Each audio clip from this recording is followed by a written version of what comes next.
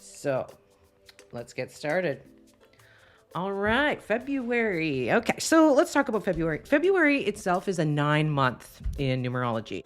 And isn't that interesting that on the full moon on February 5th, the sun is going to be in the 9th house? Isn't that interesting? And so we're going to talk about what the 9th house is, but let's start with the 9 as a universal number. 9 is a completion phase. Okay, so what does that mean? It's time in February to toss out old ways of thinking, old belief systems that no longer serve you, for example. Clean the house. It's completing things because March is going to be crazy. February being a 9-month is also that all pastels are very nice for us at this time, as well as opals and gold. Ooh, so you could wear that. And also, the 9 is about enjoying art. And it's interesting because Venus is moving into Pisces, which is a very artsy-fartsy kind of feeling as well. So enjoying the art, enjoying a long trip, and giving to others and being compassionate. That's the number 9 for February. And one of your mantras or your affirmations could be, I am satisfied, fulfilled, and complete. Let's get into the astrology for February. We're in Aquarius season until February 18th. So most of February is Aquarius season until the new moon comes. Now, we're talking about Aquarius energy here, and it already started on the new moon just in January, the last week or whatever in January. There was the new moon that kind of kick-started off everything in Aquarius. And Aquarius is, yes, futuristic, but also very social, likes groups, likes people. And because of all this 9 energy and 9th house energy of foreign travel, I thought it would be cool to have the beach in the background here.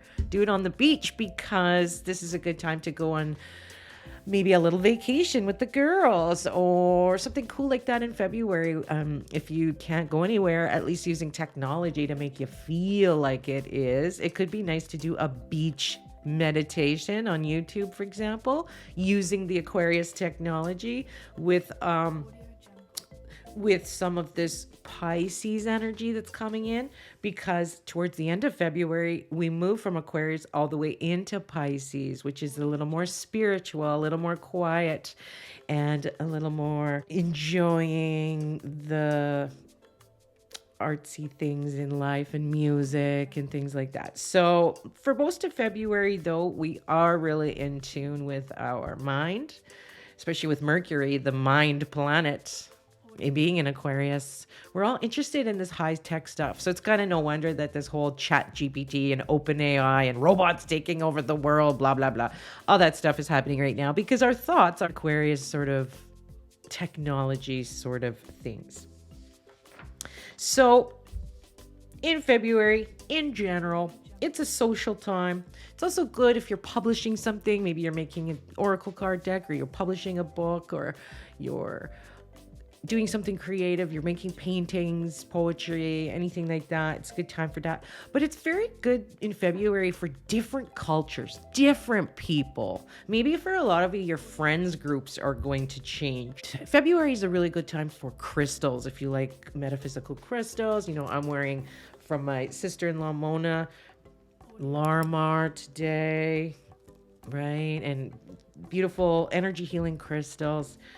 Doing things with the girls, getting social with your friends, and enjoying sort of this more expanded view of the world. It's kind of a happy feeling. I like February. I'm almost going to say that it's one of the best months in 2023. So enjoy February, folks. Thank you for watching. And if you'd like your own personal intuitive reading, please visit my website at www.themoontree.org, helping you navigate life's energies. Talk to you soon.